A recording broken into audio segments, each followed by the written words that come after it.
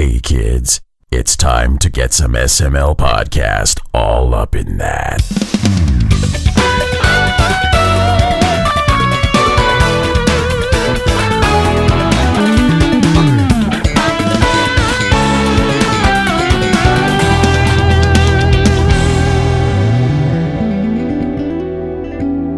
What's up, everyone? This is the SML podcast. I'm your host, Joe. Joining as usual, Cole. Cole, how are you?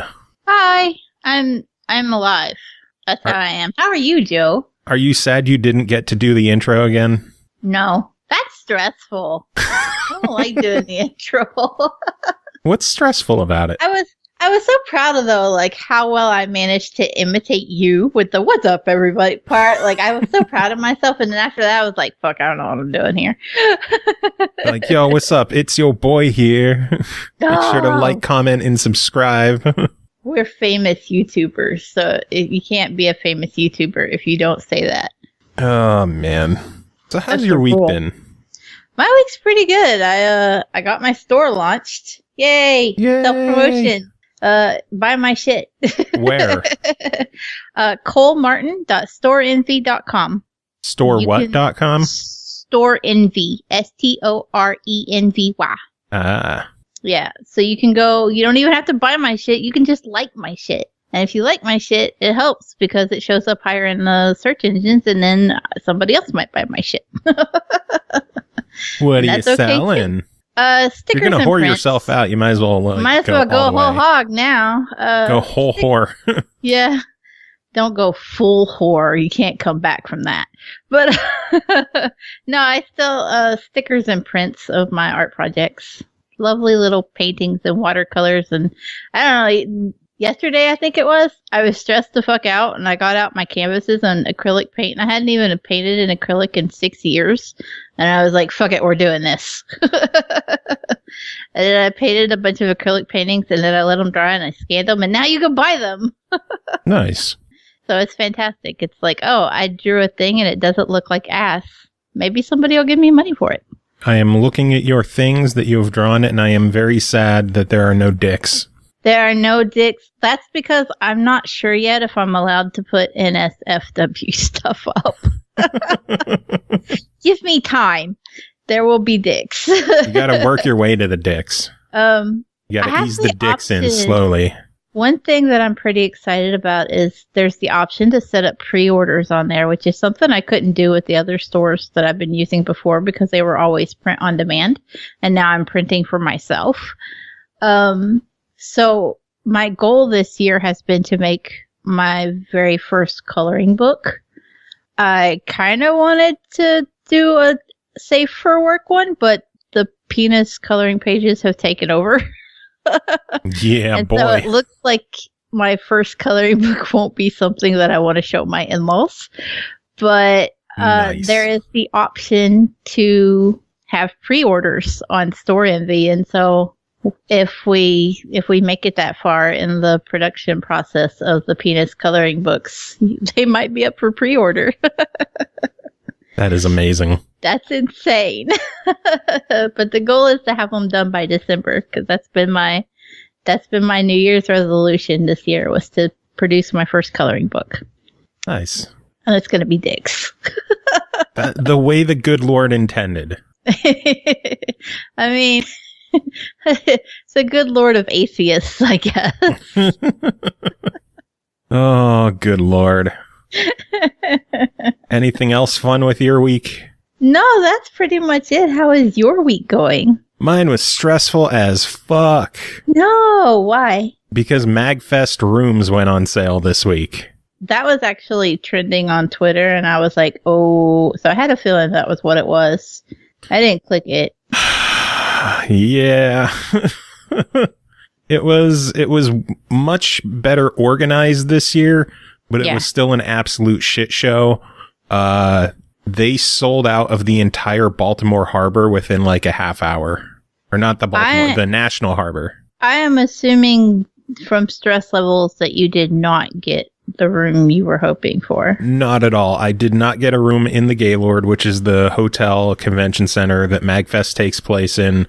At first, I've had like 5 different rooms already so far. Yikes. Because things just kept changing and changing. The first room we had was just across the bridge, which sucked because then I would have to drive to MagFest. And when you're going to a convention that's open from start to finish, you know, you want to be there. And if you're awake at 3 a.m. and you can't sleep and you're bored, you could just go down to the game room and play something.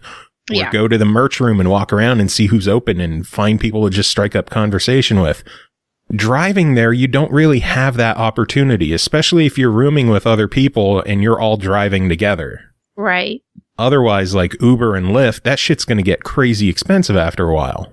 Also true. So we kept hunting. I tried like Trivago and Expedia and all these other sites to try finding something actually in the harbor. We found a couple of Airbnbs, but then they got back to us. It's like, oh, well, we don't have all the dates available that we said we had available. So fuck you, I guess. How does, like, is there the potential for people to drop their reservations and you snag it later, or is that just not a thing that happens? Luckily, that's where this is going, in that the Westin Hotel, which is maybe a minute walk from the Gaylord, so something my fat ass could actually handle. I was searching and they had a room with a king size bed available and, you know, a maximum capacity of 2 people, which, yeah, right. We're going to follow that. Yeah. But, it's looking like it's going to be me and 3 other people, 2 on the bed, 2 on an air mattress, unless something changes, because things have changed so many times in the past day that I don't even know. All I know is I have a room at the Westin with a king size bed from the 3rd until the 7th. And if people join me, awesome, because that shit's going to be expensive. Yeah. And if they don't join me, fuck, that's going to be expensive. Although it might be fun to have a MagFest where I'm just all by myself in a room. At least you wouldn't have to worry about bothering anybody else if you take a 3 a.m. stroll. Oh, I could be naked the entire time. Wait, you mean you're not if people are with you anyway?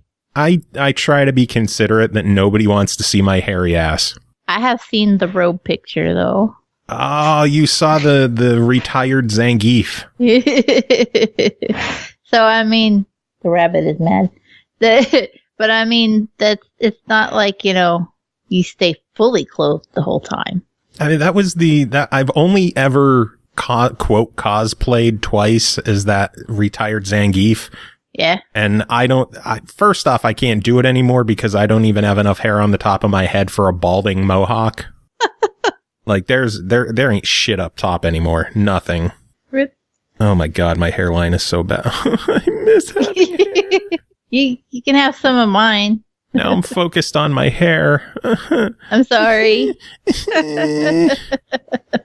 But yeah, I have my room for MagFest sorted. I'm going to hope that a Gaylord room still eventually opens up, because I would much, much rather prefer to have a Gaylord room than outside of Gaylord. But where I'm at now, it's a good enough situation. It's better than nothing. Yeah. And I have a lot of... It's better than across the bridge. Yes, because I don't want to drive to MagFest every day. Fuck that. Or pay for Uber. Yeah, seriously. But that's not all of the MagFest going on. This Saturday, Ashley and I are actually going. They're holding another MagFest event called Mag Labs in one of the old hotels that they used to run MagFest in before it exploded in popularity. And we're heading down to see my buddy Viking Guitar and Mega Beardo play some music. Oh, nice. I know, I think it was with Chris you were talking about Mag Labs. Yeah. And so, yeah, it's a little different than the original MagFest, though, you were saying. Yeah, this is going to be maybe 1/10 of the size. Oh. Yeah, much, much smaller. It's at the Alexandria Mark Hilton Center. I think that's the name of it. Hilton Mark Center, maybe. I don't know. But this is the hotel that they were in before they went to the Gaylord, and that capped out at 3,000 people. Where at the Gaylord, they've already hit like 20,000. I think they're going to need a bigger convention space. Norg hanging out in chat saying Mag Labs is better than Mag Prime. Well, then Norg, get your ass to Mag Labs this weekend. I'll see a buddy there. Damn. Oh, so then, Norg. what's the difference between other than just size? Is it just more music oriented, or? It's more, from what I know, it's more about doing experimental panels and like testing stuff that they would eventually use at MagFest. Yeah, that makes sense. It's like the testing ground for MagFest.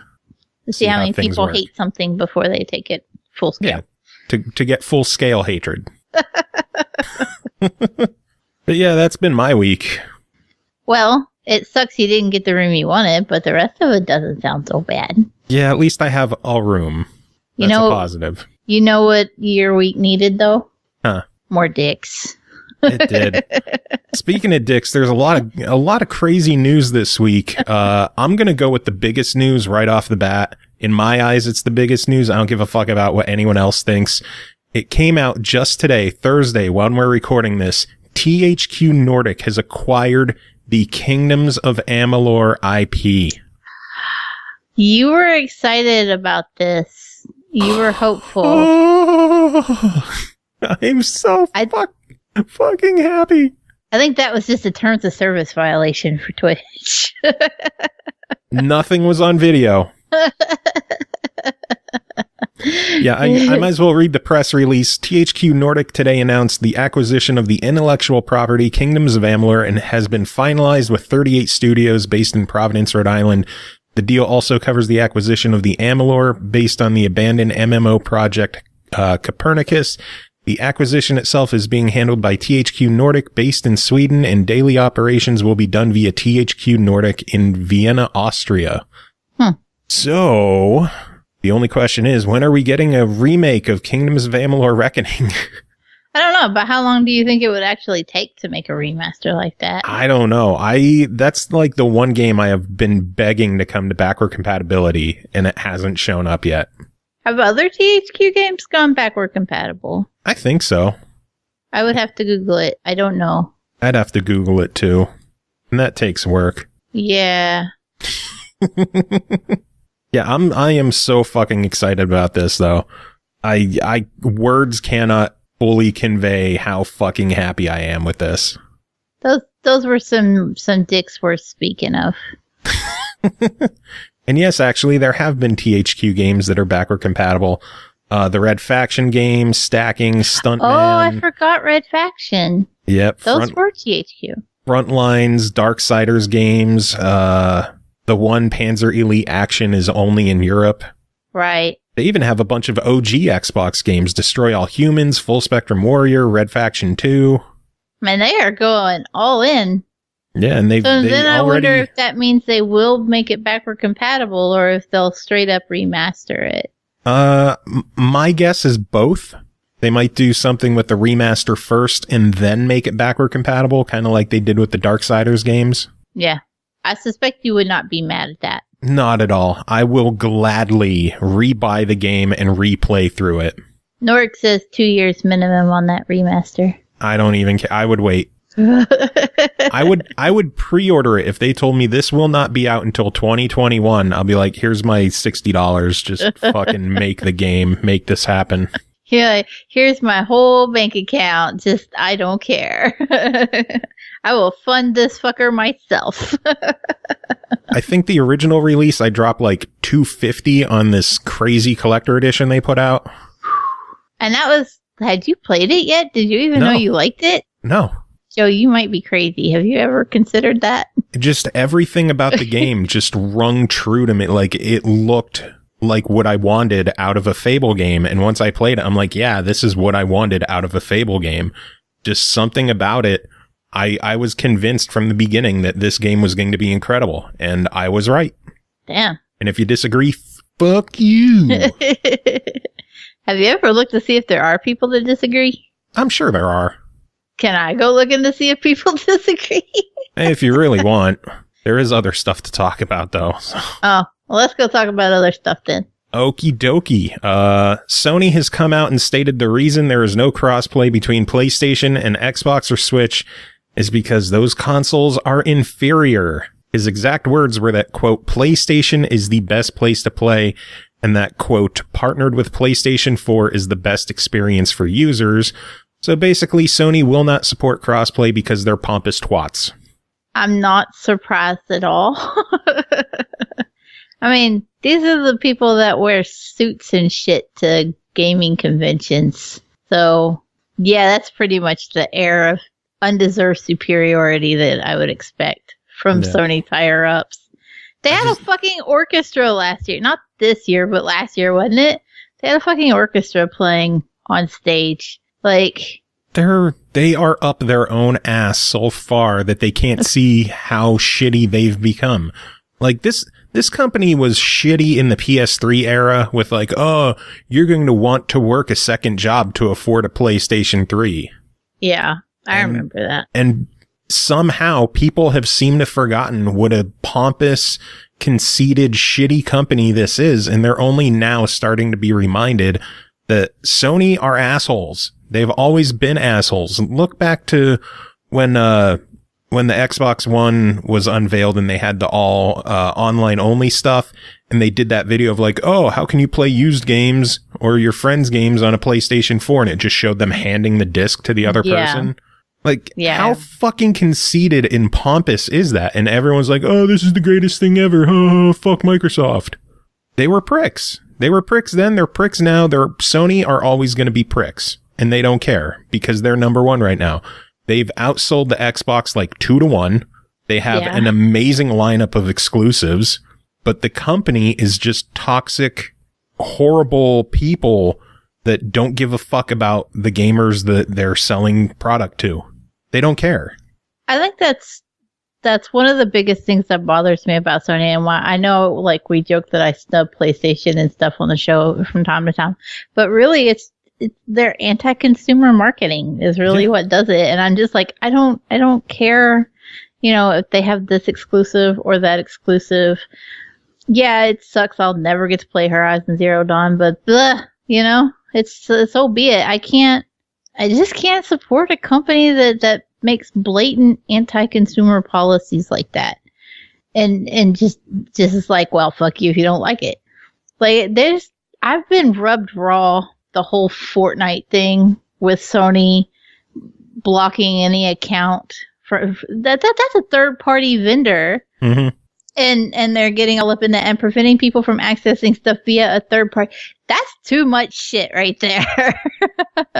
Like, that is just so far over bounds from where you should be behaving from a consumer standpoint. It doesn't make any kind of sense to me at all to be that way. And I can't understand why people support it. And I can't, even if you think every exclusive they've ever made is the most amazing thing ever, how can you sit back and go, yeah, this is a company I'm down for. I'm okay with what they're doing. Because if it were Microsoft carrying on that way, as much as I'm an Xbox fangirl, I'd be like, yeah, y'all are being assholes and you probably shouldn't do that. Yeah, there's a lot of shit Microsoft does that I don't agree with. Like, I still want Snap back. Yeah. Still. You are never going to let Snap go. I want Snap mode back. I used it fucking daily. I used Snap. The funny thing is that I was going to stream something I was playing on Twitch the other day, and then I was like, oh, but Snap is gone, and I don't know how the app works without it. Then I just decided not to do it. And Twitch basically snaps when you do it. Does it? Yeah. Yeah, I didn't know that. I was just like, oh, the Snap is gone. But one of my biggest complaints, if I'm going to bitch about Sony, I might as well throw a complaint out there about Microsoft too, but their lack of support for peripherals has always gotten under my skin. Like, the Kinect should have just been so much more than it was, but it was poorly marketed, it was poorly executed, it was poorly supported, and so it just went down the shitter. Mm-hmm. And that bugs me too. Like, that's kind of, it's not quite as hardcore on the anti-consumer scale, but they're like, oh, look, give us your money because we made you a thing. And then it's like, oh, the thing didn't work out. Bye. Yeah, and then you look at a company like Virtual Air Guitar Company that all of their games have been Kinect games except for one. Bless their hearts, too. Yeah, they supported the Kinect more than Microsoft supports the Kinect. Yeah, that's going to be one of those, like, how we recently talked to studios that were making games for NES and Sega Genesis. We're going to be doing this show in 10 years, and there's going to be a little studio be like, we still make Kinect games. It'll be your heart. Virtual You're Air Guitar adorable. Company. Which I love those guys at Virtual Air Guitar. They're awesome people. They do really solid games too. So if you have a Kinect, check out their games. They're usually on sale frequently. There are decent games out there for the Kinect. So if you somehow still have one, or if you have an adapter to hook one up to your current Xbox S or X, I actually recently bought a Kinect. A friend of mine sold her Xbox. She sold her Xbox, and she was like, she said, how much do you think I can get out of it with the Kinect? And I was like, well, I don't know, but I know what I'd give you for the Kinect alone. What'd you give? I think I gave her $25. Nice. Yeah, and then I paid shipping. So it was like $40 in all for the thing. That's not bad. I'm not mad because my daughter has used it every stinking day. Because when I bought my Xbox, I bought Dance Central because it was on sale for $5. Nice. And then I was like, one of these days I'll get a Kinect and she'll get to play because she loves Dance Central. We had all three of them on the 360 as well. And come to think of it, I got that Kinect for $20 too. Nice. But I was like, eventually I'll get her a Kinect. And it's been like 4-5 years. Yeah, it's been a while. Like that. And then I just got her a Kinect, and she's used it every day to play Dance Central. I use Kinect basically every day as well. I practically every day because first off, every time I just sit down in front of my TV, it's like, hello, Joe. Hey, I signed in without doing anything. And then I know it's a dumb reason to really like the Kinect, but just saying Xbox pause, Xbox play, Xbox turn off. When number 3 was younger, before we had it for the one, we only had a Kinect for the 360. But it was so funny because you could hear her in the other room, Xbox, play Netflix. And it was the most adorable little thing to hear coming out of this little 2-year-old. And she had no idea. She'd just say, Xbox, play movie. And she didn't care what it brought up. It just brought up a movie and she was allowed to watch it and she was happy. And I didn't have to get up and go turn that shit on. So I was happy too. No Time for Games in chat is saying he uses a Kinect to turn on the TV, the Xbox, and receiver. I do the same thing. I know that the S and the X have IR blasters on them that give them the capability to do it, but it is not nearly as reliable as the Kinect. You know what's a shame is I never even figured out how to set up the IR blaster. Really? So that I could like every morning I get up and I turn on my Xbox and then I go, well, shit. And I have to go find the remote to turn on the TV. Because I've had this TV for 7 months and I don't know where the power button is on it and I have to find the remote. I'll have to walk you through it. I will never get this thing turned on. It would be terrible. Those batteries are going to die and I'm just going to be sitting here crying. And you're going to be like, turn my TV on. I don't know where the fucking button is on this thing. Of course, we haven't mounted to the wall and I know it's on the backside of it somewhere. And it's just like, I don't know. The crazy thing is, like in my little office area, we bought a new TV so I could have it in here, like a TCL, I think the brand is. From what I could see, there are 0 buttons on the TV. I'm not entirely convinced that there's one on mine because I should have found it by now. Like there's no power button, there's no volume buttons, there's no channel buttons, there's nothing. I could not find a single button on there. And it makes me sad because when my Xbox One X without the Kinect fails to turn the TV off, I got to actually find the remote and push a button. And that's too much work. I actually got a basket to keep on my desk specifically to put the remote and headphones in. And I was like, that way I always know where these two things are. So it's a very handy little thing. It just sits there. The only problem is that naturally I have a cat. Cats gravitate toward baskets. Oh, yeah. If I fits, I sits, and he fits. Oh, boy.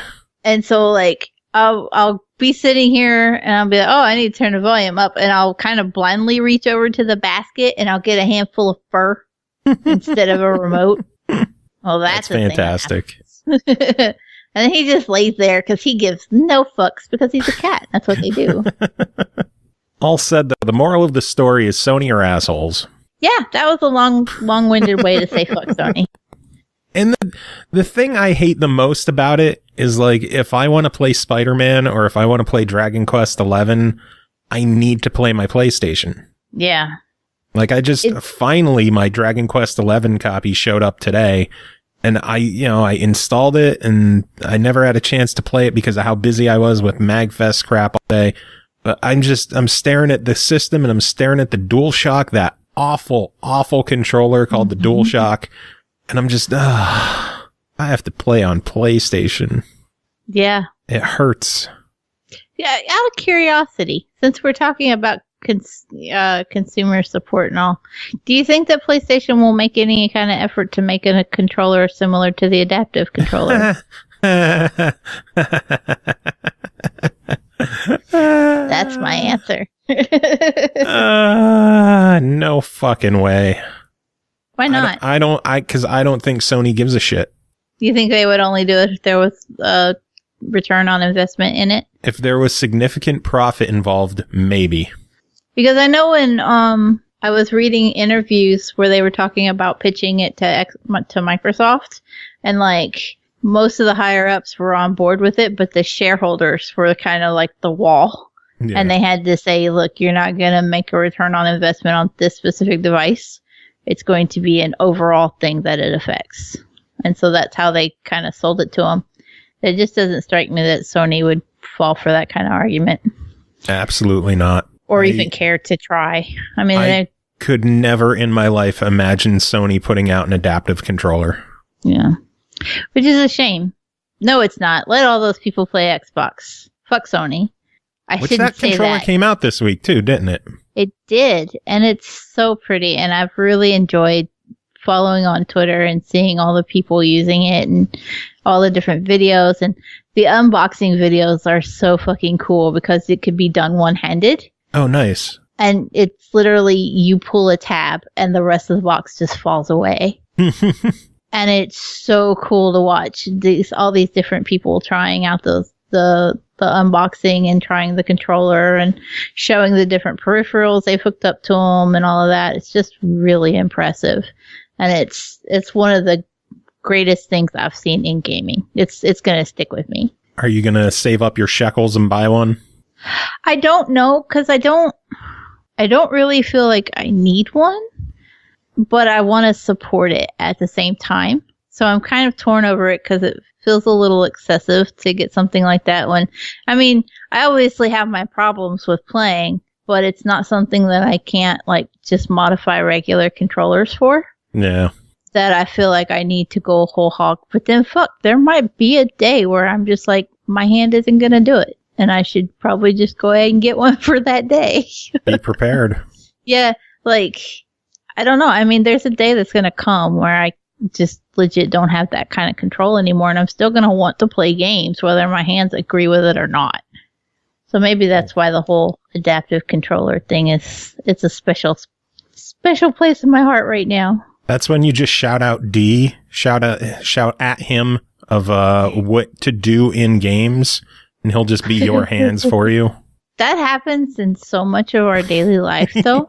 Like, it's just legit. Like, cooking dinner today, and he's just, like, standing there, like, okay, what needs done? Like, chop up the meat. Because my hands hurt. It's raining, and my hands hurt, and I just couldn't hold a knife to save myself. Although, if I held it, I probably would have, like, spasmed and cut my wrist off or something. That's what my hands are doing today. Like, I just go from I can't move it to it spasms uncontrollably. Oh, Lord. Playing Rocket League later is going to be a blast. I can tell. The Rocket Pass came out this week, didn't it? It did. 29 items for free players and 70 for those who cough up the $10. I'm guessing you coughed up the $10? I have not yet. So buy my shit so I can afford to buy a Rocket Pass, please. I really want to.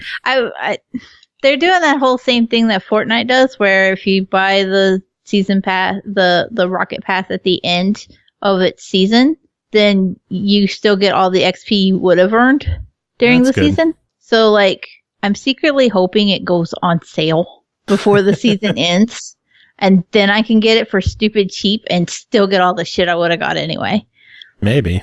Or it could backfire and you'll find out that you only got like halfway through because you didn't have that pass to because of those XP motivate boosters. You to play.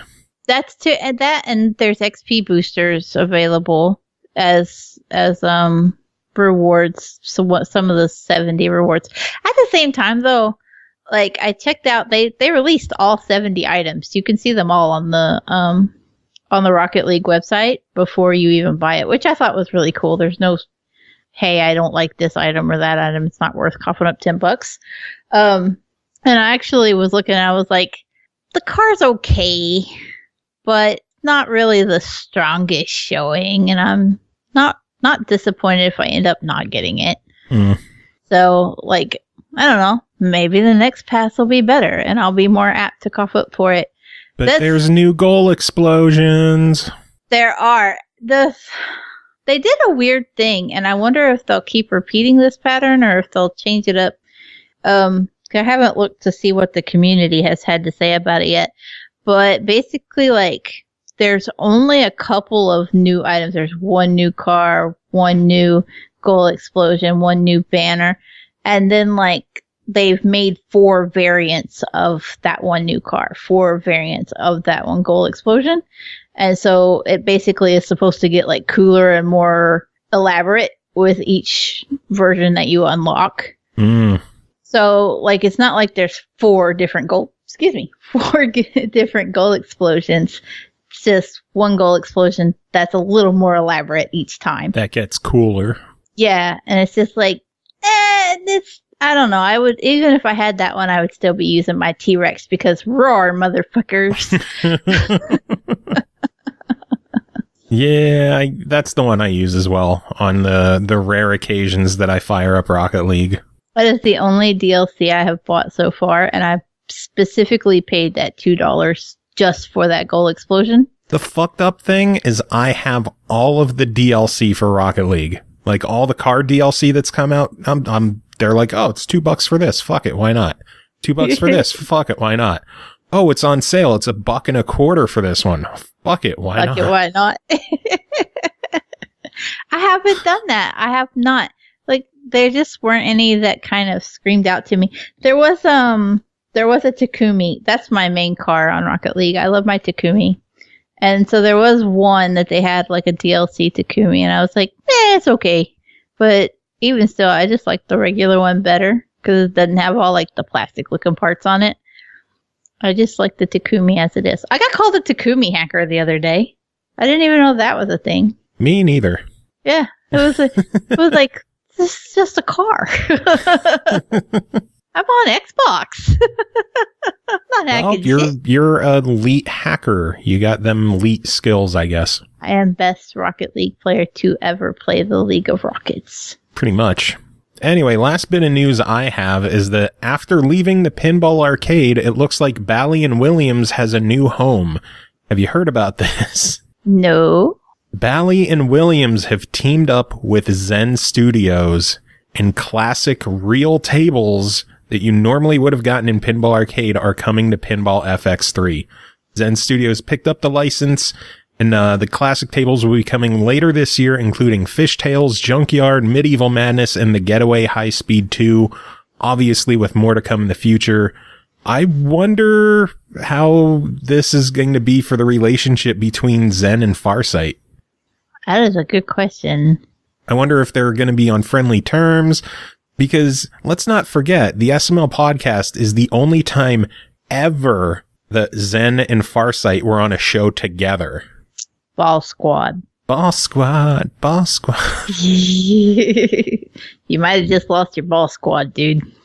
Yeah, I was, Grant and I were talking because he's the one who told me about the news. I was hoping to have him on tonight, but he's a busy man, you know, with the whole 15th anniversary of Metroid Metal going on this past weekend. But, he was saying, I wonder if Ball Squad 2 will ever happen now. Ooh, maybe they're on good terms, even though, You don't know. Maybe they don't take it personal. It's a professional thing. Yeah, I'm hoping to get Mel from Zen back on the show soon, hopefully later on this month. I know he's a super busy guy as well. But we're going to try making something happen, and hopefully it'll go down. You just want to use the Ball Squad theme song again? The more I can use it, the better. I fucking love that song. It's worth it. You know what? I'm going to play it right now. Go for it.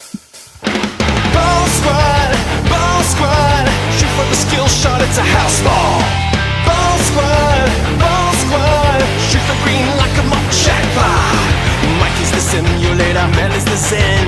Show with the milky voice, image the you buffet. Ball squad, with a ball squad. Fucking love that song. It's so good. How can you not love that song? I don't know that there's anybody that doesn't love Ball Squad. So good. Man, Grant, you are way too talented. Oh, man. But yeah, that's the news I have. Anything else on your end? Nope. Nothing? Nope. If Well, I had it, I've lost it at this point. Do Wanna I want to jump- talk about what? Want to jump to the reviews then? Yeah. Let's Well, do reviews. Let's make this one a quick episode. That'll be nice. What is this quick you speak of? It's I have strange and 742 fantastical. reviews. There is no quick. You have 4. Well, there was a 4 in the number I said. Wasn't wrong. And I'm helping on like half of them. Okay. Still, I said a 2 in the number I said as well, so I was still right. So there's the 4 there. The 2 is for the 2 from DarkMika. And then there was a 6. No, it was a 7. Clean a duck poop out of yours, 427. Joe. No, 742. Was it? Yeah. That was 426. No. It just thundered. That's how senile I'm getting. I can't even remember what the hell you said. There's a funny long-running joke with my friend that I play with regularly, where he always says, you know, how many bullets does it take to kill somebody, like when we're playing Call of Duty or PUBG. And for the 8 years that him and I have been friends, I have always repeated the same number. And the funny part is that he can't remember if it's actually the number I've been saying for the last 8 years, but I'm so consistent with it that he's pretty sure it is. Is He's it like, 742? No, it's 9,374. It's over 9,000. Yeah. Good stuff. And see, there's a reason that I can always remember it, even though it's such a random ass number, is because A, it's over 9,000, and B, 374. 3 plus 4 is a 7 in the middle. Wow. And that's how I remember it. And I have been remembering that same fucking number for 8 years for a running joke. And he's not even sure it's the right one every time I say it. And that's what makes it amazing. I could randomly say a different number someday and he'd still be like, yeah, that's probably right. But I haven't. Jesus. Every time. 9,370. Oh, God. What are we going to do with you? I don't know. Maybe find me some meds so I can be a little less eccentric. I know what I'm going to make you do. Read reviews? Yes. Okay. First game to talk about tonight is called Shadows Awakening, developed by Games Farm, published by Kalypso Media, released August 31st on Steam for $39.99, September 4th on Xbox One and PS4 for $49.99. After the members of the secret council known as the Pentanera are assassinated, their souls are consumed by the Devourers, evil demons which possess the ability to absorb the memories and personalities of the souls they acquire and materialize them as their puppets. Re-emerging into the mortal realm once again, the demonic Pentanera continue their quest for power and immortality, but at what cost? Cole, what cost is there? Souls. All the souls. Yay! Give me souls. Devourers are hungry for souls. They are. Imagine that. So, see, look, here's the thing. I was all prepared for you to be like, tell us about this game. And so I specifically wrote down this genre and details about it, and then you didn't word it that way, and now my first line is useless. Okay, well then tell us, what is Shadows Awakening? Is that better? Yes. It's a single-player action-adventure RPG from an isometric point of view. So it's See how like Diablo. fancy sounding now? God damn it. When I was trying to research this game, everything was like Diablo-esque. And I'm like, I'm trying to be better about not referencing other games. It's hard to do because Diablo is like the flag bearer for this genre.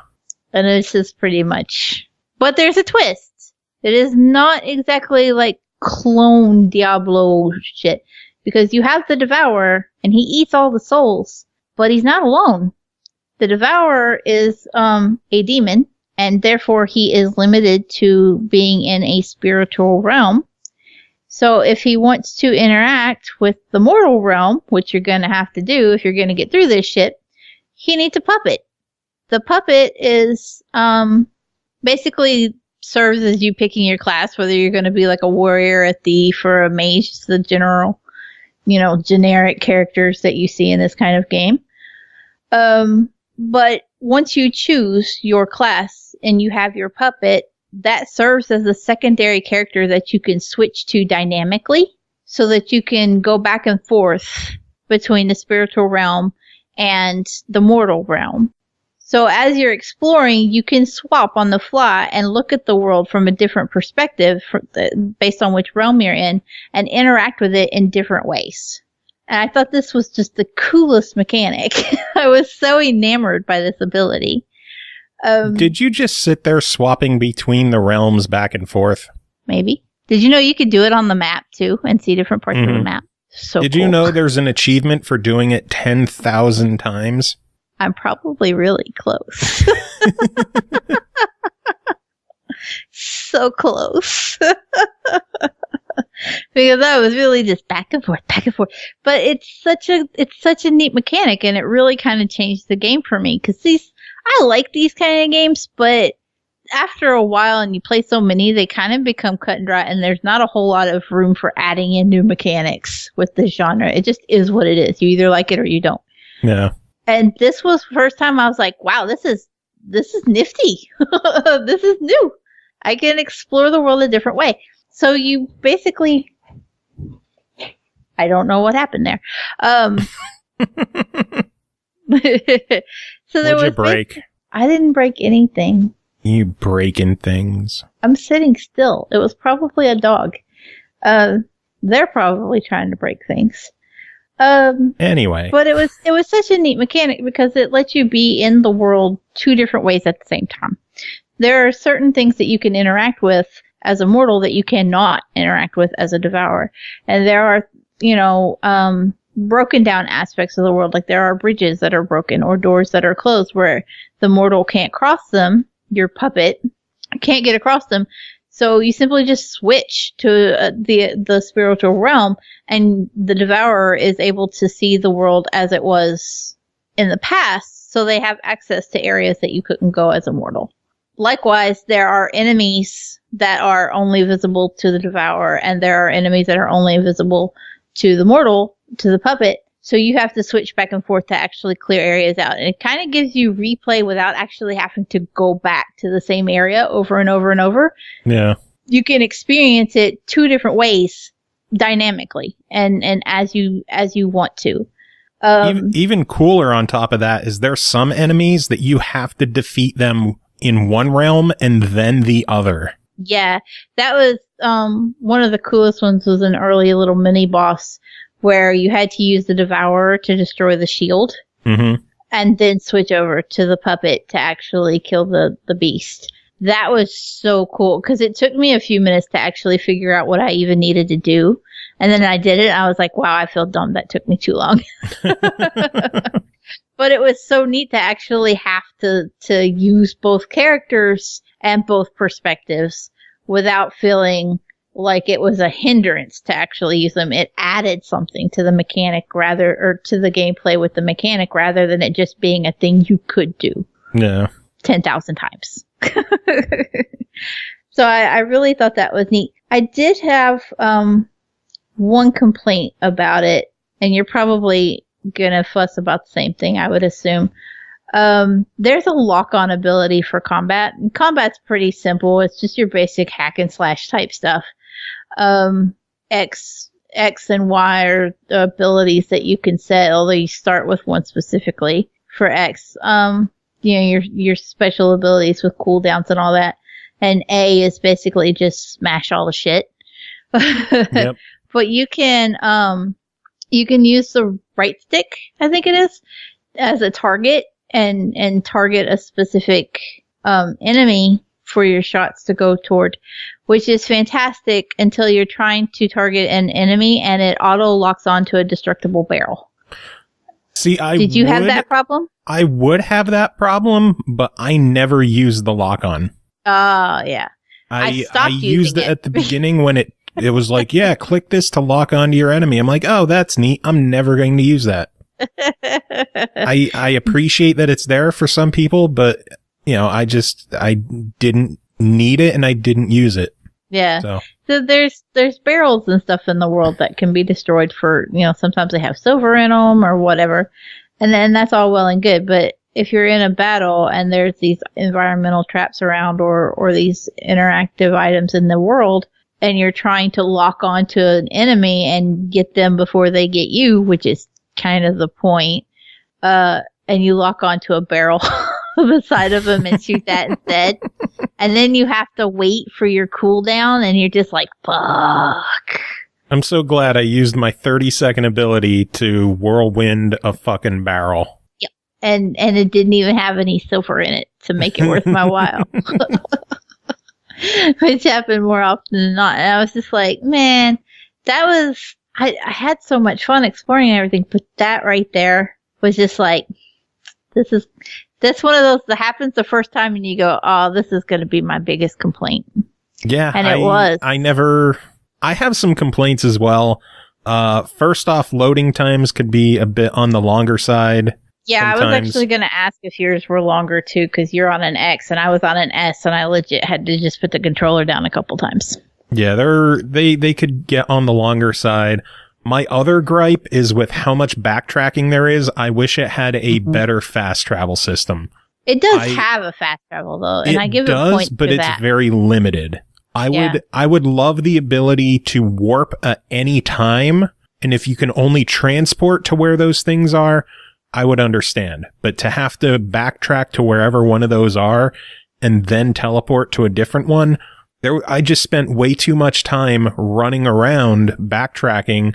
And, unlike Diablo and stuff like that, when you kill enemies in this game, for the most part, they stay dead. A couple of them can regenerate, but for the most part, if you wipe an area out, it's going to stay mostly empty. So there were times where I was just running around, going through nothing, switching between Mortal Realm and the Devourer Realm, hoping to find enemies to kill along the way, and just walking. And it got, there were times that I was just bored of walking because I would rather have something to do.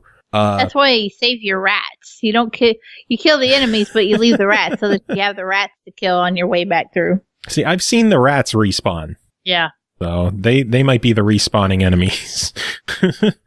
Another smaller gripe I have, this is just personal taste, is some of the puzzles in the game seem way too obtuse. And they're not explained very well. I understand that puzzles in games are meant to be something that you think and solve, but a lot of them would just make kind of no sense, and I would just struggle on them and kind of guess my way through them and eventually make it. There were a couple that I had to jump on to Steam forums to see how to solve certain things. I shouldn't have that in a game like this, it feels. I don't know. Some of the puzzles just felt out of place. I appreciate that they're there and they change up the gameplay. I just wish they were a bit more straightforward. Yeah, that makes sense. I'm kind of used to the out there odd kind of puzzle games, so I don't feel like it bothered me as bad. Yeah. I was just like, oh, okay, well, this is a thing to do. Yeah, just for me, in games like this, I just want to kill shit. Yeah, that makes sense. I can understand that. One thing I thought that was really impressive, though, was just how much lore and character development and stuff there was to dive into. I thought it was really impressive. I don't know if you were picking up the lore books and reading them. Oh, yeah. There's just so much going on. You could spend a whole day just reading that shit. You could. So I thought that was really interesting. There's also a whole lot of different little trinkets and stuff. At some point, somebody's going to have to make a wiki. because there is a lot of shit going on here. That also leads me, though, to one of my other fusses, and this may just be me. I don't like when there's a vendor for every fucking item. Just give me one dude in the corner to sell shit to and buy shit from. See, you could sell shit to anyone. Yeah, but like it was, I have to go to this guy for armor, and then I have to go over to this guy for a weapon, and then I go to this guy for... There's so much shit that you can equip and buy and sell, and having different vendors for all of it is just like, I don't even want to deal with it. I'll just take whatever I can find because I don't want to have to go remember which vendor I'm actually looking for. That's the point. In games like this, you're supposed to rely on the loot that you find because this is a loot-heavy game. Again, kind of like Diablo. Yeah. So you're supposed to use what you find, sell what you don't, which that's another gripe of mine. Selling items in this game is very slow. You have to hit on each individual item, hit it, confirm it, wait for it to sell, hit it, confirm it, wait for it to sell, hit it, confirm it. Like, I wish there was a way to bulk sell or just make it a lot quicker. I've been spoiled by the bulk item selling in Division, and so every time I play a game like this and any kind of RPG that doesn't have bulk selling, I'm just like, Division did it! You can too! I want to put this out there. It sounds like we have a number of gripes about the game, which we do, but this game is still a shitload of fun. It's really pretty too. It's a gorgeous looking game. I appreciate the fact that the levels in this game are not procedurally generated. They are handcrafted.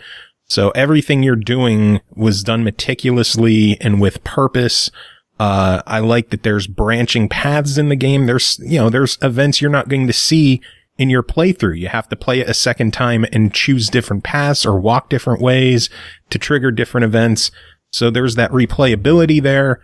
There's at least 3 main endings. Yeah, one for each of the characters. There's different puppets that you unlock through the game. There's just a lot of shit to do in this game, and it keeps you coming back. It is addictive. I have poured a solid 15 hours in the game already, which I don't have time to spend 15 hours on a game. And I keep coming back to this one and playing it and getting further and further, and I feel like I've barely scratched the surface of it. Yeah. Yeah, that was, like I said, I spent way more time reading the lore than I want to admit to. And even still, I was just like, I'm not near as far in this as I'd like to be, because this is where I'm at. I'm sitting here with the books. Nerd. I see you put 40 hours in the game. How far are you? I beat the first boss. Yeah, but I read all the books. I read fucking everything. I was actively searching for books. I'm not even ashamed of it. There's a dude in the well and you can throw silver at him and he throws stuff up at you, and I was sitting there breaking my bank just hoping he threw me another book. I was like, fuck, I'm out of money. I gotta go kill something so I can see if I can get another book. Oh man. Overall though, $50 on this one. What's your verdict on it? I'm gonna give it a buy it, because I did have a lot of fun. I think it's well worth the money. I think the replay value is there. It's got some gripes that could use a little quality of life improvements, but fuck, what doesn't these days? True. And so I think it's justifiable. If you're into the action RPG and you want to press X and kill things, and press A, not X. Press A and kill shit, and you don't mind waiting for your cooldown if you do press X and blow up a barrel, then go for it. I will say this game did what I didn't think would be possible, and it got me to stop playing Warhammer Inquisitor. Damn. Yeah, because I was buried in that one for a good while, and this, I think if it comes down to it and you're looking for a good action RPG, isometric view that you're looking to play and lose yourself in, I think Shadows Awakening is the one to go between the two. And I give it a definite buy it. I loved it. Yeah, I can agree with that too. And like I said, I'm trying to do better about not comparing outright games like that. But if it were between the two, I'd take this one again quickly. Yeah. Next game to talk about is called Planet Alpha, developed by Planet Alpha ApS, published by Team17, released September 4th on Xbox One, Switch, PC, and PS4 for $19.99. Planet Alpha, a beautiful alien world filled with mystery and danger. Pursued by relentless enemies, you must harness the power of night and day as you struggle to survive. DarkMika covered this one, wrote in a review, and here's what she's got to say. Planet Alpha is a puzzle platformer. You play as someone seemingly human, maybe. You're in what appears to be a spacesuit, but can also change the time of day without affecting yourself or the animals of this planet. It does affect plants, though, and you do all of this with your mind. You're running from robots that seem hell-bent on killing fucking everything, especially you. Beyond that, it's hard to tell what the hell's going on in this game since there's no real cutscenes and no voices. The platforming is fairly easy until you have sliding sequences, which can be difficult because in some of them you have to make pretty precise jumps. Beyond those instances, the platforming is fairly easy and basic. You just have to climb up stuff. There's a few puzzles. Some are for fighting or distracting robots by using the environment. Some are to change the environment, to move blocks around so you can get to places. Some are for actual puzzles that I'm not really sure have to be completed. The proper puzzles are harder bits to figure out since they're sometimes simply because you have to grasp what it's telling you to do. After that, God damn it. Mm-hmm. After you have that, they're easy. I can't word today. English are hard. Hey, prepare, because I got another one to read in a couple minutes, too. The sound and music in the game is great. The visuals are beautiful. The outside areas are bright and colorful. All the creatures are completely alien. Many of them are adorable looking. There's also darker areas for mechanical places and caves that are harder to see in, but thankfully you have a light illuminating just a bit in front of your area that you're facing. It's a very pretty game when outside, but even in some of the dark areas, there's splashes of color, usually from animals, or I guess they were crystals. Not sure, really. For $20 on PS4, Xbox One, PC, and Switch, I say yeah, it's worth it. Also coming out on the Switch, not sure if they'll go to the same price or not. I'm pretty sure it is. I think 20 is a perfect price point for the game. It's 8 to 10 hour long game, and you'll probably have to play it a few times to get all the achievements, so you'll get your money's worth. It's also cute to look at and fairly easy to play, so I think it's pretty much for everyone. Interesting. I was excited to hear what she had to say about it because I know there was a tiff with the True Achievements review of the game. Really? Yeah, they gave it a 1.5 star. Really? For what? Yeah, I don't even remember. Like she straight up complained it was boring and that the gameplay didn't have any kind of value whatsoever. It was repetitive, I think, and it was an interesting review score because the game seems to have like 7s and 8s pretty much everywhere else. And even XGR, I didn't review it for XGR, but somebody, whoever did, gave it a 9. So it seems to be like it's either very loved or you're the chick on TA that hates it. Who knows? Maybe the chick on TA didn't play and just wrote something up. You never know. It's possible. And I will confirm that the game is $20 on the Switch. So, I don't know. I'm interested in it. It's supposed to be an easy 1K. Is it? Yeah. I read the final paragraph of DarkMika's review saying it's 8 to 10 hours long and you'll probably play it a few times and get your money's worth, and it's cute to look at, fairly easy to play, so I think it's for everyone. And I dropped the money on it. Nice. I thought it looks cool. It's been on my radar. I was interested in it. Might as well grab it. Sounds good. Damn right. Next game to talk about is called ADIOS Amigos, developed and published by Cosmic Picnic. It's releasing September 12th on Xbox One and Steam for $19.99. In ADIOS Amigos, just like in real life, everything moves. We are all part of a big cosmic clockwork. It's going on above your head as you walk the planet's surface. Night becomes day as planets orbit the sun, hundreds of asteroids with their own trajectory. We even simulate temperature and atmospheric resistance, and there is no cheating involved. Cole, what is ADIOS Amigos? So again, I wrote it as my first line because I'm getting good at this finally. Adios, which stands for Amazing Discoveries in Outer Space, and is just adorable. Which, if that sounds familiar, we covered the original PS4 release of the game quite a while ago, so it's good to see this coming to other platforms finally. Yes, it's a procedurally generated roguelike space exploration game with physics heavy gameplay is what I'm looking for to say there. So basically you have your little alien and you have your little spaceship and you're exploring the solar system and you want to get home. So you need to fill up your energy bar, fill up your discovery bar enough that you can afford to jump an entire light year. So basically each solar system serves as its own level, and they are procedurally generated, so they have different planets. They can be asteroids. There can be other spaceships around. Each planet can have different types of rocks and materials or aliens running around to interact with. There's no combat. It's all based on exploration and puzzle solving on how to get home. So, in order to get enough star points to progress to the next solar system, you have to explore what's in the solar system you're in, preferably without fucking up your ship.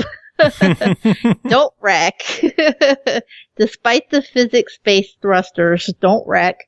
If you do wreck, you can expend a little energy and repair it, but you need to manage how much energy you have because everything uses up a little bit.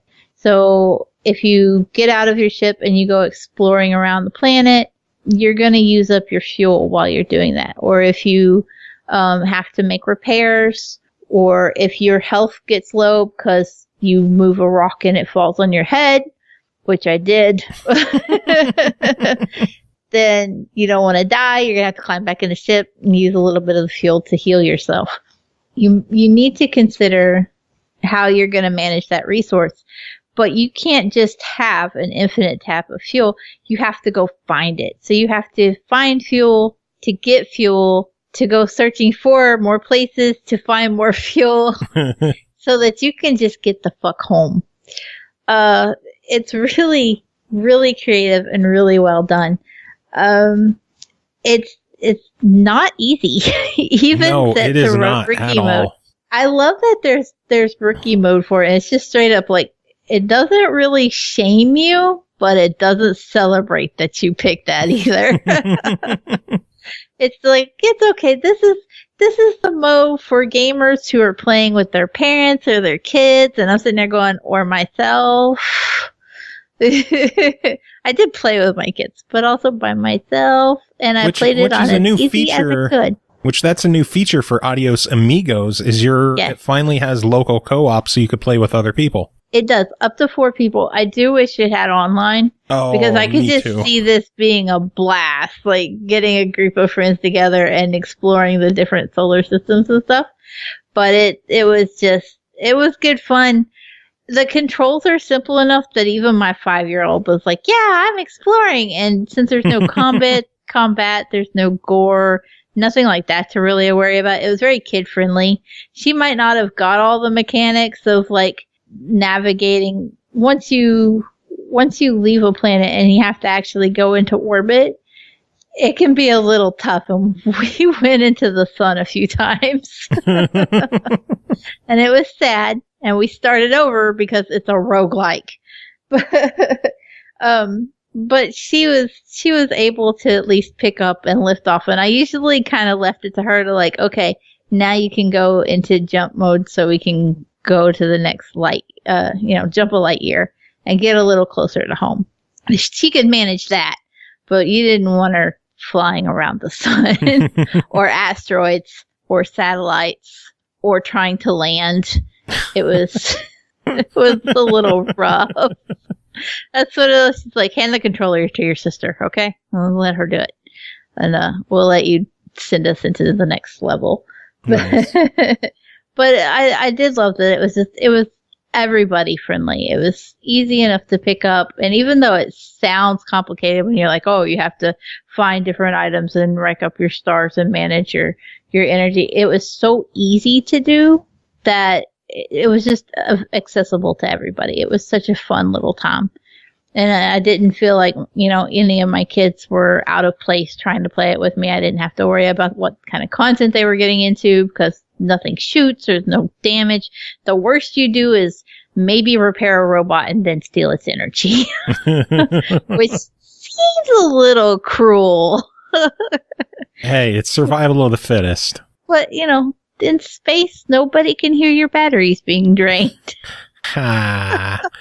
Well, overall, $20 on this one. What do you think when it comes out? This was an easy buy it. I really did enjoy it. I can't wait to play it some more with my kids. Nice. And again, that one is coming out September 12th, so we're covering this one a little early. thanks again to Cosmic Picnic for letting us check this one out. Really, really cool stuff. And again, I'm thrilled that it's on another platform. Yes. And apparently the ADIOS content, I don't know if it'll be a re-release or if it'll be DLC, but it is coming to PlayStation later this year as well, so they will not be left out. Meh. Speaking of dicks. Anyway, next game to talk about is called Twin Robots Ultimate Edition, developed by Thinice Games, published by Ratalaika Games. It released August 28th on Xbox One for $7.99. Watt and Volt are two twin robots who have been forgotten by time and abandoned in an old robot factory. Marked as defective by mistake, if they wish to prove themselves as deserving a place in today's world, they must pass a series of grueling tests. Cole, tell us about this one. Joe, this was originally designed for the Ouya. Really? Yeah. Holy shit. That was the first platform it came out on. I didn't look at you dropping the knowledge bombs. I know things. I also had to do a YouTube search on Ouya so I could pronounce it right. Yay. So, as you said, Watt and Volt are two robots. You got those? You good with those? Watt and Volt? Got it. I got it. I don't know what I did wrong there, but I got it now. I'm good. I don't know what you did wrong either. I'm going to revolt at this joke. Carnage isn't here. God damn it. Wasted. So they have been marked as defective, and in this factory, whenever a robot is defective, it's sent through a series of trials to certify that it is legit, just beyond repair. And if it fails, it's broken, dead, sit, rip, bye. Okay, bye. So there's a little bit of brotherly love here, though, and the twin robots, one is marked as defective, the other decides it's going to help save it. And so they have to work together to get through these trials. So each level starts with one of the two robots locked inside of a glass room with a crusher moving down the walls, getting ready to smash the shit out of their stuff. The second, so depressing when you say it like that. The second robot is free and has free reign of the level and therefore must get the fuck out and find a red switch hidden somewhere in the level to open the door and stop the crusher so that the second robot can go free. It's 2.5D-ish, but mostly just 2D. It's not overwhelmingly, it's not 3D, that's for damn sure. But it's just a 2D platformer with 3D visuals. There we go. That's a better way to say it. But it's a puzzle platformer. Basically, just figure out how to get one of the robots to the red button and push it so that the other can get out. There are energy panels. I don't know if you can hear that thunder. No, I can't. It is about to go down. Sweet. But there are energy panels scattered throughout the level, and you do have to watch. Again, it's more watching your energy, because everything that your robots do, from walking to jumping, will expend their energy bar, which is essentially their health. And if it gets too low, then rip, goodbye to your robot. It fails the challenge and it dies.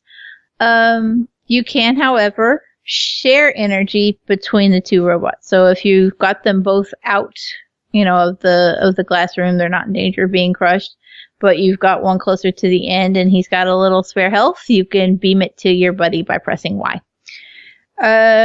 Sharing is caring. Yay! There are, like I said, there are energy panels on the floor. Each level has a certain amount, and if you want to get 100% on the level, you're going to have to find and step on all of them. Doing that, as well as collecting batteries, can help your energy life. And I didn't get to the end of any levels and not have enough energy to proceed, because once you've managed to actually get to the last door, you have to input 100 units of energy in order for the door to open. So obviously, if you've got a robot that is very, very close to being empty on energy, you're not going to want to use them to input energy to open the door, or they'll die and you have to start the whole level over. A lot of the early levels can be done under a minute or two. It's really quick. It's really rapid fire, especially once you get the hang of it and you can, been through the level a time or two trying to figure it out. Then going back and speedrunning, it's really easy.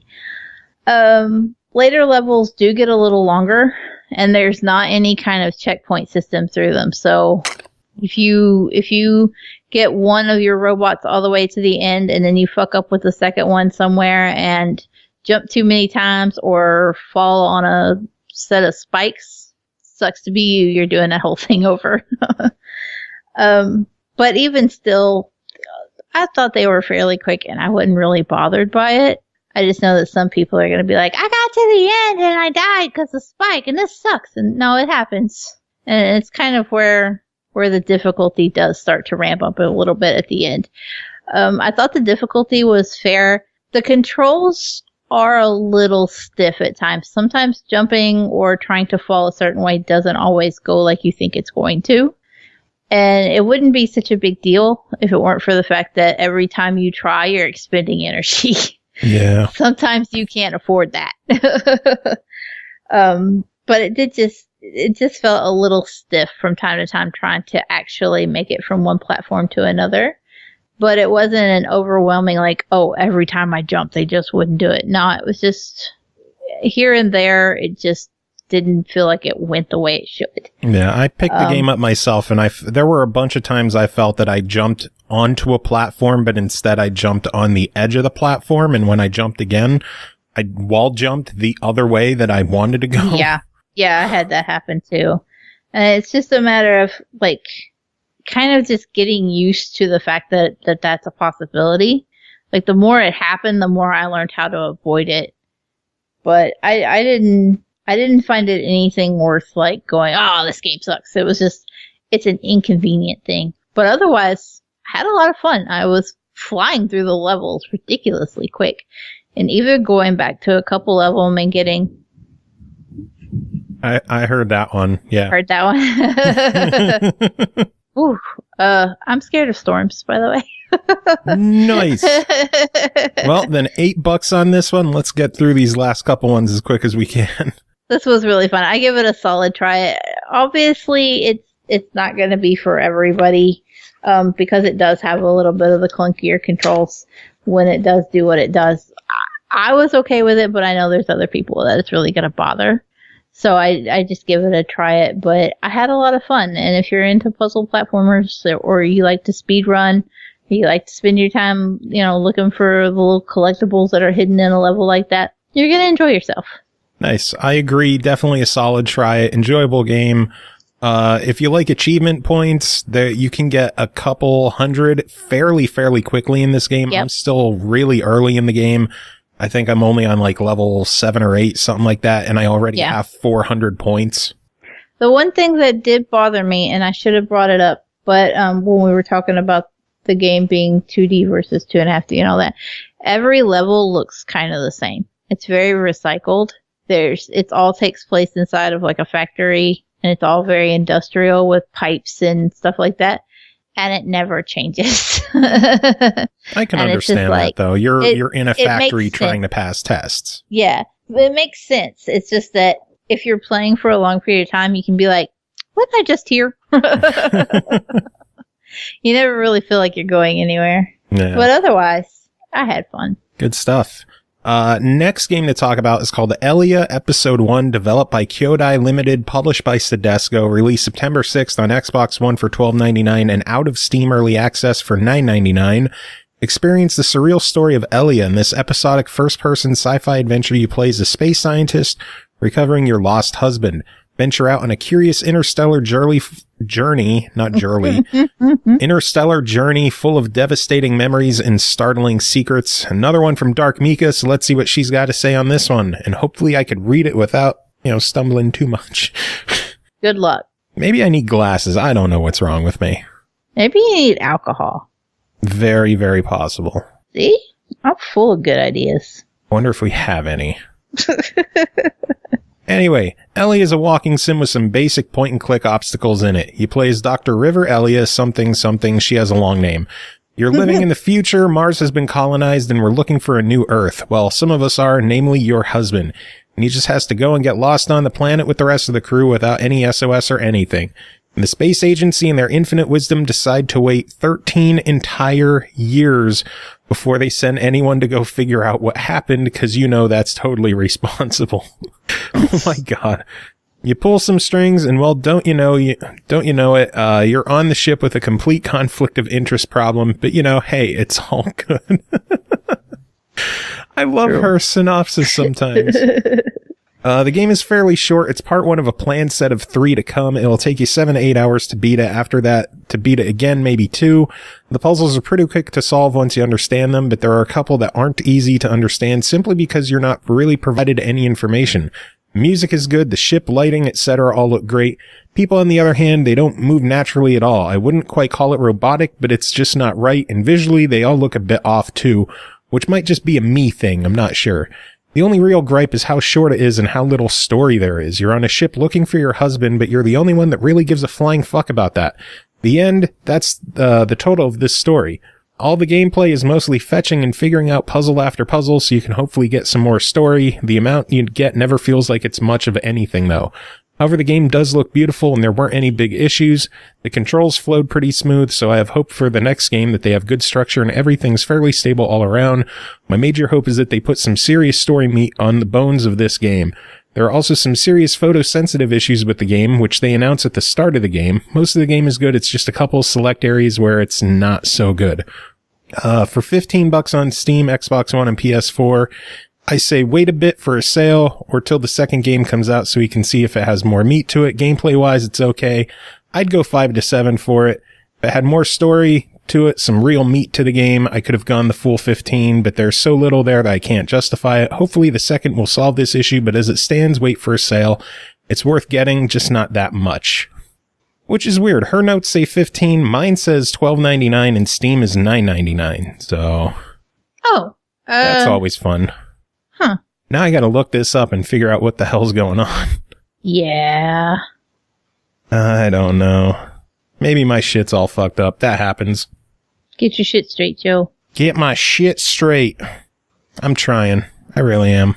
One of these days. I'm looking on Steam right now and it's $9.99. So I don't know what the hell she's talking about. Get your shit straight, Mika. Get your shit straight, Mika.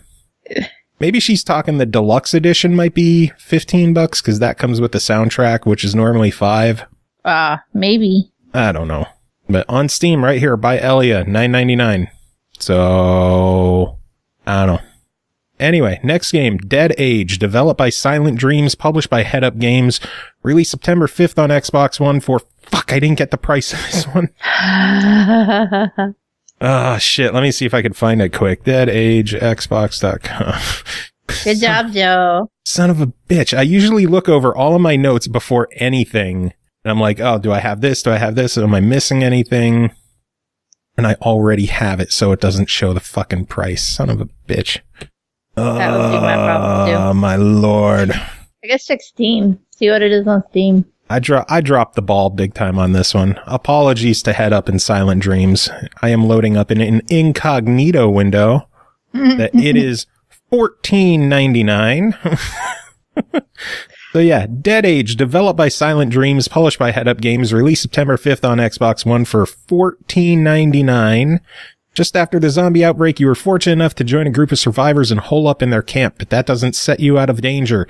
Food supplies are running low, injured survivors must be tended to, and materials need to be scavenged to keep the camp intact. How long will you survive? Cole, how long did you survive? Not as long as I would like to. So what is Dead Age? I got unruly and did some dumb shit. Oh, so it's your own goddamn fault. Yeah, I'm gonna make it forever is my famous last words.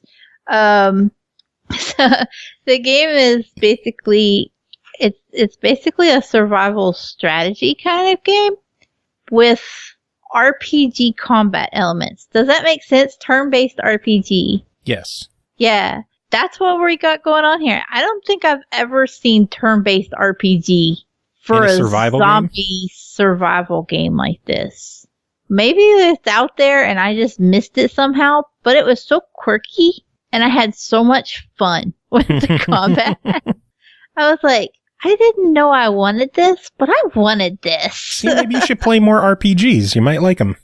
They got to be more of the turn-based ones, apparently. Because apparently that was what I was down for. Like, it kind of tickled me because it even goes so far as, like, the zombies are, there's different variations of the zombies, like, undead nurse and there's undead wolves and zombie cheerleaders, and they all have, like, the zombie cheerleaders can do team spirit, and then the other zombies get more damage, and you're just like, it's so quirky and cheesy, but at the same time you're like, but it's zombies and I should be terrified.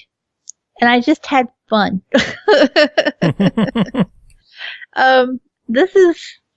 I'm sorry if the devs hear this because it's going to sound kind of mean, but it's not the prettiest zombie game you're ever going to encounter. It's a little rough around the edges. The character models are not the smoothest things you've ever seen. It looks a little rough, but it plays so well that you kind of just don't mind, you know? Yeah.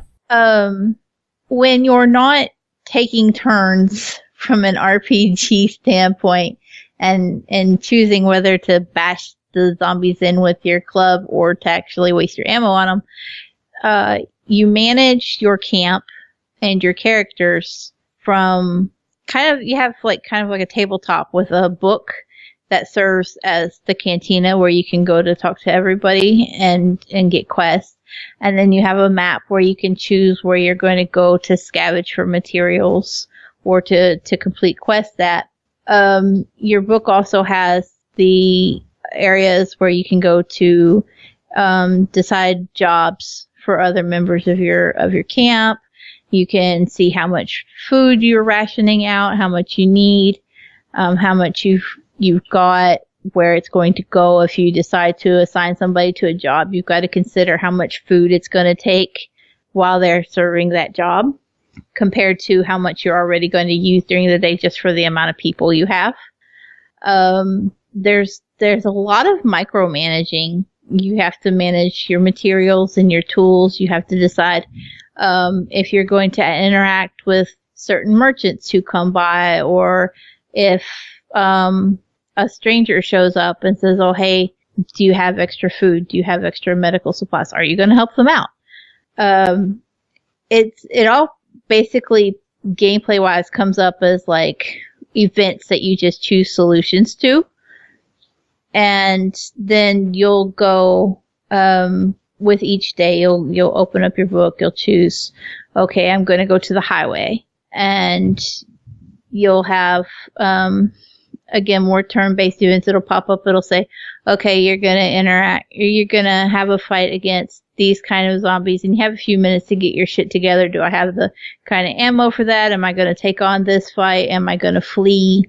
You have some options. Sometimes you will be interacting with something like, oh, I'm going to take a chance and open a trunk on a car at the highway and, you know, make damn sure that you've got plenty of ammo because that trunk could actually trigger a wave of zombies. And then you're going to have to go through the whole turn-based, you know, RPG sequence of fighting the combat with the zombies and actually taking them out. Sometimes there are other scavengers that you're going to have to deal with that are not going to be friendly. Sometimes, like I said, you'll just have random strangers that will ask for things or will group up with you, or you have to decide, am I going to help this group of people, or am I going to leave them to fend for themselves and possibly have that come back to bite me in the ass later? I heard that thunder again. So for on the surface, when you first start playing, you think there's not a lot of gameplay. You think that there's not a lot that you're going to be doing. It's not very promising when you start the game up and you have 4 character models and they all look like the same dude but with a different hat. And you're like, I don't have a lot of hope for this. But once you actually get into it, the gameplay is a blast. And I had so much fun. And I was just like, I don't care that it's ugly. I just want to keep on smashing zombies with my club, or hopefully trading somebody some medkits for some fucking ammo, because there's never enough ammo. Never. Just like the real apocalypse. But I was really impressed with the depth they went to as far as, the characters that you can interact with and you have romance options. I wish that it were possible to play as a female though. Like, you can rename your character. You can choose his stats. You can put skill points into, different job specialties, or, he could be better with melee or better with handguns or whatever, but you're just stuck with the dude. Yeah. And all 4 dudes look the same, just with different hats. Like, oh, this one's the military dude, and you know it because he's got a military hat. He got a helmet. And then this one's a doctor, and you know it because he's got a stethoscope instead of a helmet. He's just like, okay. Well, at least they look their roles. Yeah, at least that. I have a question. How well does it control on a controller? Because I believe we covered this one quite a while ago with its cell phone release. Mm-hmm. And I'm wondering how it holds up on console. It actually is really easy to control. Down at the bottom, it's funny because the menu options at the bottom look like road signs. But basically, like, it'll say melee, and then it'll say like a handgun or assault rifle or whatever your weapon is. Mm-hmm. And then the next one is engineer, which is where you have like your Molotovs and your grenades or traps. And then after that is medic, and the last one, I don't remember. Helpful. But there's a little menu at the bottom, and basically like there's a cursor, a regular little round cursor with like a biohazard symbol in it, and you just move that over top of one of those little sign buttons and click it, and then it'll pop up a second tier, and then it'll give you the option of, okay, I'm going to attack, say, the undead nurse, or the bitten pedestrian, or I'm going to attack the wolf. So you just click on the main button. Okay, I want to melee the wolf, and that's all. Well. And then it just carries out the task of whatever you chose. So it's really an effective means of doing it. And I was actually worried about it when I was like turn-based zombie fighting. Oh boy! But no, it works. It was comfortable. I didn't have any problems with it. The buttons are plenty big enough that even as much as I struggle, I was like, oh yeah, I clicked the right one 99% of the time. Nice. So, well, then $15 on this. What do you think of it? It's kind of a high price tag, but there is a lot of content here. So I'm going to give it a very recommended try it. If you're just looking for something quirky and you don't mind that it's not the most aesthetically pleasing thing you're going to see today, go for it. You're going to have fun. It was a blast, and I'm going to play it more tomorrow. I already have it penciled in. Nice. Yeah. Good stuff. Yay. Do you hear a buzzing sound? No. I swear. Hello? Hello? Hello? Is this fucking thing working? Hello? Somebody... Fucking... hello? Hello? Bring me in. No, fuck Joe Cam. Bring me in. Do it now. Yeah, that's what yeah, okay, right there. The blue, Rizzo, the blue one. Hit the blue one. Nope. The blue one. Yeah, that was the one. Hi! Alright, so we interrupt this program to bring you Norg! That's me. I'm Norg, George Novick. Nice to meet you. There we go. Introductions out of the way. Yeehaw. I decided Joe Cam needs to go away for a minute so I can talk about an awesome game, because that's what I do, and Joe Cam needs to take a nap, or go smoke something, or go to Taco Bell, or fuck, I don't care. Fuck it. The big voice guy is going to talk about a game that I'm going to review for you guys, because that's what I do, and that's how much I love Joe Cam. Except when I don't, because he's out eating Taco Bell, or fucking off somewhere, or getting his jollies in his new house, or playing with his cats, or visiting Kunal, or fuck if I know. But here, it's time for the big voice guy to come in and tell you about the game. Hit it! Ladies and gentlemen, we bring you Prison Architect. Nintendo Switch Edition. Developed by Introversion Software and Double 11, published by Double 11. Released August 20th in the year 2018 on the Nintendo Switch for $29.99 Earth dollars. You design their fate.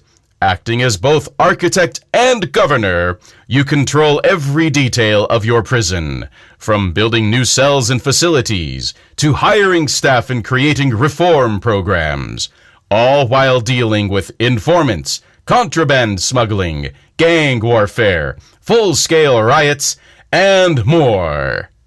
Thanks, big voice guy! Alrighty, let's start with the full disclaimer. This entire review is centered around the fact that this is my first prison architect experience, Switch or otherwise.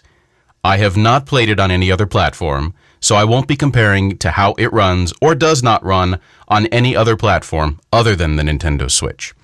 You may consider me a new user to this game. I'm not a new user to other things. That's another subject for another time. Moving on. My impressions of this game are, on the surface, it is a prison management simulator.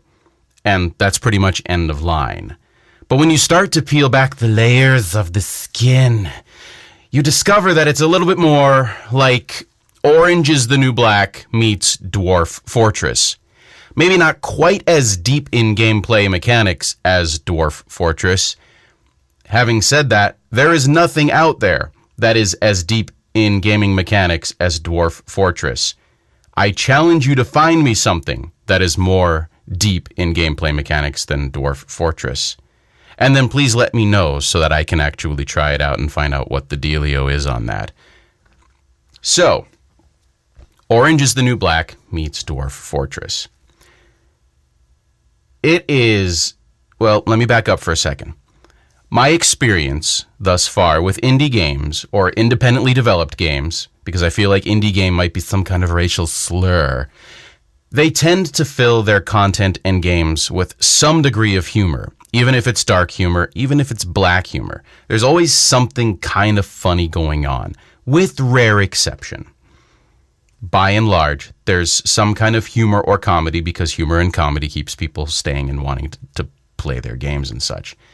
This game is so dark, it is almost dank. It is so dark that when something actually ended well for a prisoner in one of the scenarios, no spoilers, it felt like a swerve. I was stunned. I was shocked. And it's entirely possible that that's not even at all what happened. But we're going to let that one go for now. And we're just going to assume that it was intended to be a swerve because everything else up until that point felt like a kick in the nuts. Just repeatedly, as awful things happened to sometimes awful people and sometimes good people, because there's a lot of reality based in this game. The gameplay itself centers around the fact that you are managing a prison. This prison could be anywhere from 3 or 4 prisoners to upwards of 100 and possibly even more. And it gets really interesting trying to figure out the needs and the wants and the desires and the depravities of each of those individual prisoners. You spend a lot of time looking at the game from a macro, high view level of, I need these facilities to handle these blocks of prisoners to do this stuff. And then every once in a while, you dig into the weeds because a particular prisoner has an alcoholism problem, or a particular prisoner is having difficulties with hygiene because they can't find the shower, or something to that effect. There are a variety of things that make this experience really interesting, no matter what is happening at any given point. You have a lot to manage in this game. You are managing workers who are building your stuff. You are managing cooks who are cooking for your prisoners. You are managing the guards and the armed guards and the canine units that are helping to keep your prisoners in line. Frequently, you have to call in riot police because your prisoners will decide to riot because they are super angry about something. Anything from insufficient laundry facilities to the fact that you've done too many shakedowns and you've found too much contraband, and for some reason they're angry over the fact that you found their contraband and took it away from them. Boo freaking who. Let's move on to what I like to refer to as the good, the bad, and the ugly. Let's start with the good. No, I changed my mind. Let's start with the ugly, because there's not a lot to talk about in the ugly category. As the game gets through the scenarios and you start looking for other gaming opportunities within the environment, there are opportunities to download maps and like scenario type things and goals from an online server. Some of these maps are small, some of these maps are fairly large, and a couple of them are massive. So I grabbed at least one of the massive maps, and I was really disappointed that I loaded it up and it brought the Switch down to a crawl. The scrolling was abysmal. The ability to function anything was terrible, and I had absolutely no opportunity to try to tackle that giant scale prison because I found it comparatively unplayable. There was one scenario where I was unable to finish the bonus options. The main crux of that scenario had completed, but I could not complete the bonus options, and I am a completionist, because there was a loop where the workers and the guards, for some reason, kept unloading a truck into a zone, and then a second set of workers and guards would reload those things back onto the truck. And then the first sequence of workers and guards would unload it back into the holding area, and then it would be reloaded back into the truck. And on it went, to the point where nothing else could happen. I fired all the guards, rehired new guards, and it just kept getting stuck in that loop. I could not figure out which thing inside of that prison environment was causing the loop. I was unable to resolve it, and I ended up just ending the scenario as it was without doing any of the bonus materials, giving my OCD completionism senses an apoplectic seizure. So, that sucked, and it made me really angry. But, let's move on to the bad, which is not nearly as bad as the ugly. The patrols seemed to miss obvious things, like contraband thrown over the walls and right into their paths. Canine guards could walk right over a tunnel area that I would later find out and be completely oblivious to the fact that it is there, and other times they will absolutely false flag several things that are supposed to be tunnels and there are no tunnels there. Granted, they will find tunnels from time to time, but they will false flag repeatedly, and then frequently they'll just not find that anything's there. Sometimes even in tunnel searches, at which point you end up having to literally dismantle people's toilets to start searching for tunnels, and it gets awkward and it gets weird. Eventually, some of the gameplay does start to feel a bit repetitive. That hasn't stopped me from feeling entirely addicted to this thing, but it does start to feel a little bit repetitive, and I can see where the replay value over time might start to diminish a little bit. Maybe, eventually. Some prisoners in your management sphere will have needs that, no matter how many facilities and programs are made available to them, will never get met, nor will they even try to approach them or utilize the ones that are free and available. I don't know if this is by design or not.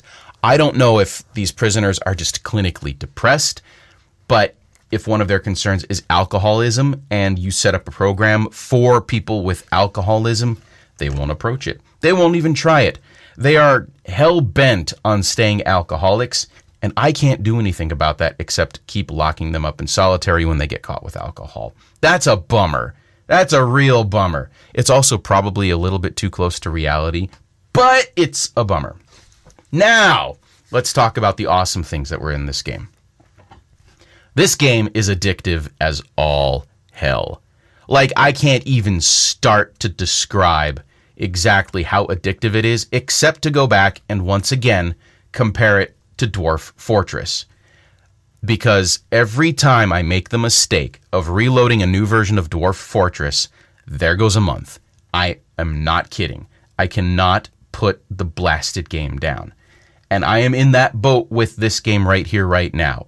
This review will be over and I will continue to play it because it's that fun and crazy and irritating and rage-inducing and fun. All of those things. The scenarios that come with the game, of which there are, I believe, 5, if I'm recalling correctly, because I finished them a while ago, are extremely interesting and very compelling and very story-driven.